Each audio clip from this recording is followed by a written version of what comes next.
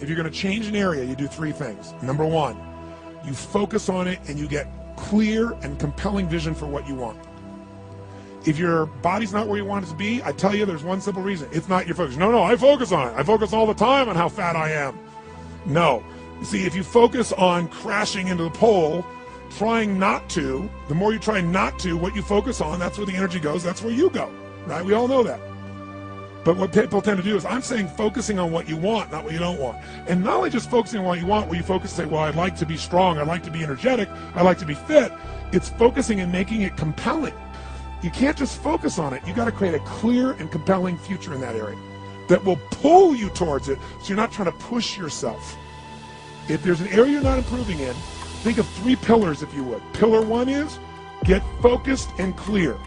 What's compelling? Where are you? Really? And don't lie. Where do you want to be? And make it so compelling you can't help it. When you wake up in the morning, you want to transform this area of your life. So the quality of your life already is better just because you are so excited about what you're after. When you do that with your body or your emotions or your finances or time or any other area, and you start focusing and you're clear, you're going to have energy. You're going to have drive. You're going to start to do something. How do you make sure what you do really work? Is model someone who's already successful. All the tools I come up with, some I've obviously created, but the foundation came by standing on the shoulders of other giants. You know, I went out and found somebody that's already got the result. Why reinvent the wheel? Success leaves clues. Find the best, figure out what they're doing, do that. Alter it, find your view of it, but start with what already is working rather than starting from scratch and trial and error. So emotion is it, and if we get the right emotion, we can get ourselves to do anything. We can get through it. If you're creative enough, playful enough, fun enough, can you get through to anybody, yes or no? If you don't have the money, but you're creative and determined enough, you find the way. So this is the ultimate resource, but this is not the story that people tell us, right? The story people tell us is a bunch of different stories. They tell us we don't have the resources, but ultimately, decisions shape destiny, which is my focus here. If decisions shape destiny, what determines it is three decisions. What are you going to focus on? Right now, you have to decide what you're going to focus on. In this second, consciously or unconsciously, the minute you decide to focus on something, you got to give it a meaning. And whatever that meaning is produces emotion. Is this the end or the beginning? Is God punishing me or rewarding me, or is this the roll of the dice? And emotion then creates what we're going to do, or the action. So think about your own life, the decisions that have shaped your destiny. And that sounds really heavy, but in the last 5 or 10 years, 15 years, haven't there been some decisions you've made that if you made a different decision, your life would be completely different? So the bottom line is, maybe it was where to go to work and you met the love of your life there. Maybe it was a career decision. I know the Google geniuses I saw here. I mean, I understand that their decision was to sell their technology at first. What if they made that decision versus to build their own culture? How would the world be different? How would their lives be different? Their impact. The history of our world is these decisions. When a woman stands up and says, no, I won't go to the back of the bus, she didn't just affect her life. That decision shaped our culture. Or someone standing in front of a tank. Psychological strength. That's the difference in human beings that I've seen of the 3 million I've been around. Because that's about my lab. I've had 3 million people from 80 different countries that I've had a chance to interact with over the last 29 years. And after a while, patterns become obvious. You see that South America and Africa maybe connect in a certain way, right? Other people say, oh, that sounds ridiculous. It's simple. So what shapes you? 2 invisible forces, very quickly. 1, state.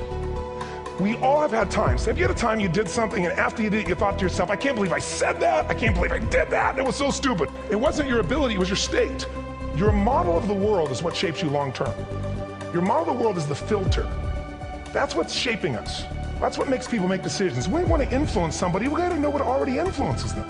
And it's made up of 3 parts, I believe. First, what's your target? What are you after?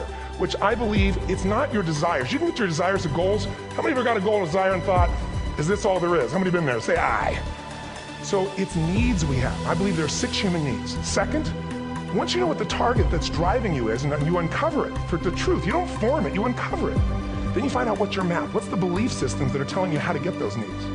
Some people think the way to get those needs is destroy the world. Some people is to build something, create something, love someone. And then there's the fuel you pick. So very quickly, 6 needs. Let me tell you what they are. First one, certainty. Now these are not goals or desires, these are universal. Everyone needs certainty that they can avoid pain and at least be comfortable.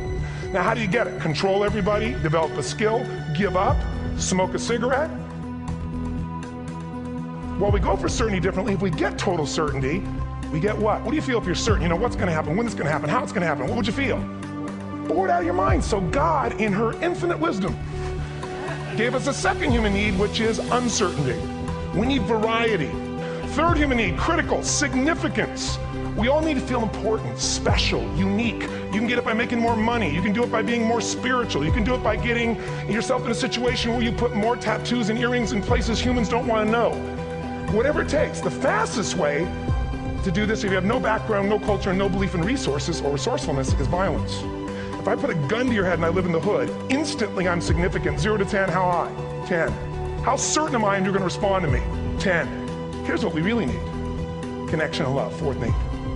We all want it. Most people settle for connection because love's too scary. Now these first 4 needs, every human finds a way to meet. Even if you lie to yourself, you need to split personalities. But the last 2 needs, the first 4 needs are called the needs of the personality, is what I call them. The last 2 are the needs of the spirit. And this is where fulfillment comes. You won't get fulfillment from the first 4. You'll figure a way, smoke, drink, do whatever, meet the first 4. But the last 2, number 5, you must grow. We all know the answer here. If you don't grow, you what?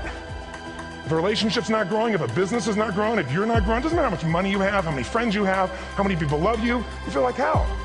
And the reason we grow, I believe, is so we have something to give of value. Because the 6th need is to contribute beyond ourselves. Because we all know, corny as it sounds, the secret of living is giving.